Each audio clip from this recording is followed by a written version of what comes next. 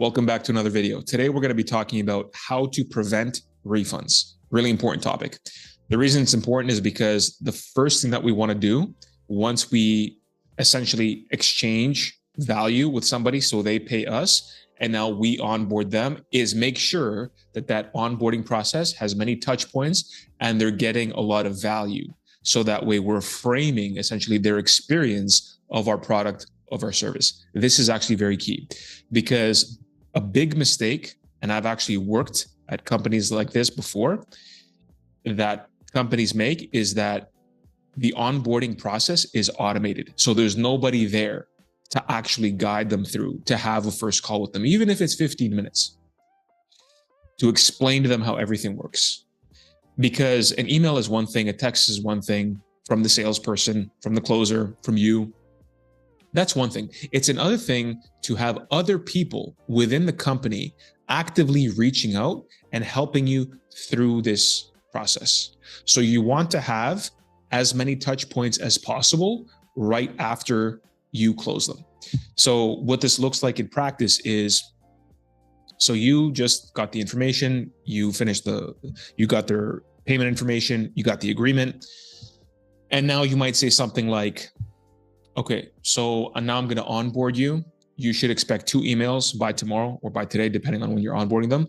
The first is going to be a welcome email. The second email is going to be about program information, login details. You're going to get your credentials. You're going to know exactly how to use the platform itself. You're going to know exactly where to schedule the calls, where the calendar is, how to do X, Y, Z, and so forth, right? Whatever you're going to say in that process.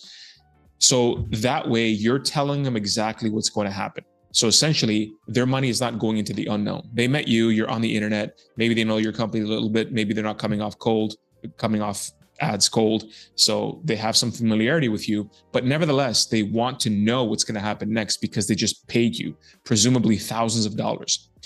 And so that's step 1. Step 2, after you do that, you want to reassure them that they made the right decision, but you want to ask them first about how they're feeling. So you might say, John, welcome aboard. How are you feeling? I'm feeling pretty nervous, pretty excited, but, I think this is going to help me because blah, blah, blah. Now they're convincing themselves, they're selling themselves. So they're telling themselves again why they need it after they've already paid you. This is very key. So now they're telling themselves. Now, after that, you need to make sure that you tell them that they're supported. So you make them feel reassured. You're like, remember, when you're in the program, when you're in the group, the coaches are there, John is there, Susan is there, so-and-so our community managers in there. I'm also in there. We all want you to win. So we're all here. We have skin in the game. We want to see you succeed. So we're going to support you every step along the way. So don't hesitate to reach out in case you need anything. You make them feel reassured, like people are there. That's kind of like the feeling you want to generate within them internally. People are there. They're going to help me. Okay, so now they have the information. They know exactly what's going to happen. They're feeling reassured, but that's not it. This is where a lot of companies mess up. First of all, they mess up with all that other stuff because they don't train their closers to properly do that. Some closers do, which is really good. But now the call is over. You just ended the Zoom. So the Zoom is over and now they're sitting there, right? And now they're thinking about what's going to happen. So the last thing that you want to do is start creating doubt in their mind after they leave the meeting with you. Because yes, you've done all of that, but this is why many touch points are necessary. So what do you do after that? After that, whether it's 10, 20 minutes later, like an hour or 2 later, you send them a text summarizing the onboarding information you just gave them and telling them what the next step is what the next step should be.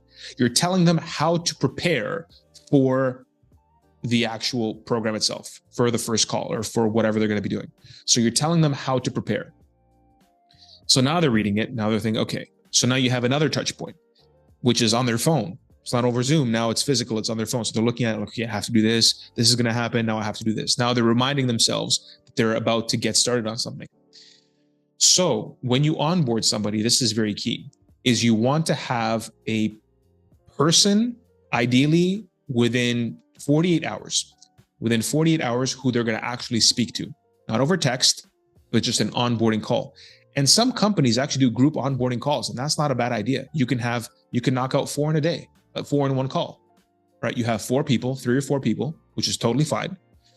15-minute, 20-minute call, and you have the onboarding person there, the ops person, one of your ops people, and you basically explain, or you, right, if you're the business owner and you don't have too many people, and you basically explain to them how to use the platform, what to expect, where to go, when the first call is going to be. Essentially, what you just did as a closer is what the other person needs to do as the ops person. And if you're a business person, then you're doing both.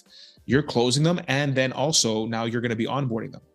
So when you're onboarding them, of course, you want to get a little bit more detailed as far as like what's going to happen. Go here, do this, do that. Now you're screen sharing. Now they're in the platform. Now they're like, okay, this is great. That's really, really important. The reason this is important, and if you're a closer, if you're in sales, you need to communicate this to your team. If you're not the one doing this, you need to communicate this to your team. And you should know this as a business owner as well, that the more people involved, this is another critical point, so pay attention. The more people involved in your client's journey, the less likely it is that they're going to ask for a refund. The less likely it is that they're going to have buyer's remorse. The reason why is because they see that people care. You're not the only one who gives a crap about them. Other people in the company also care, human beings who will meet them and say, hello, welcome, Susan. Great to meet you. Great to see you. What brought you here? They're selling themselves again. They're telling themselves why they're here again. So they're continually selling themselves on why they actually bought this program, because they have a problem, they can't solve it, and you're the solution, and you're going to help them solve it. That's why, right? So now there's another face, right? And other faces that actually care about them within the company. It's not like, oh, you're the only one who cares, because in their head, they may not be thinking about it that way, but that's what they're feeling. And nobody else reached out to me. Like, I don't know what to do. Like, I sent a message to the help email and I didn't get a response in like 3 days.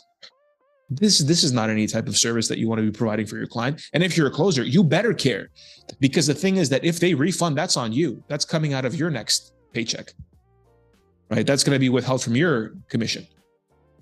So this is not, companies are not going to be like, oh, they refunded, but it's okay. Keep your, like, the next round of commissions, you're going to get, so everything is fine. No. It's going to be affecting you, your commissions. And also you just sold a person. So you just effectively told them something that didn't happen. And so that should provoke a little bit of some kind of negative feeling within you, to know that you're supposed to be representing a company that's supposed to be doing certain things, which you're not doing. It's one thing if somebody, if the features of what it is that you're offering is not meeting their subjective expectations, or whatever the case is, or whatever they dreamt up is not aligned with whatever they're experiencing. Sometimes you can address that, and we're going to talk about that in different videos. But in this video, this is very important, because because I'm talking about the onboarding process and how to prevent refunds and buyer's remorse. This is key. So take those tips, run with them. If you're a closer, make sure you do what I told you earlier on a couple of minutes ago, and also communicate to your team that you need to have more touch points to make sure that everybody feels comfortable with the process, they feel supported, and they're actually going to see success. Because if you're a salesperson, if you're worth your salt, you actually care that the people that you're selling will actually see success from what it is that you're offering.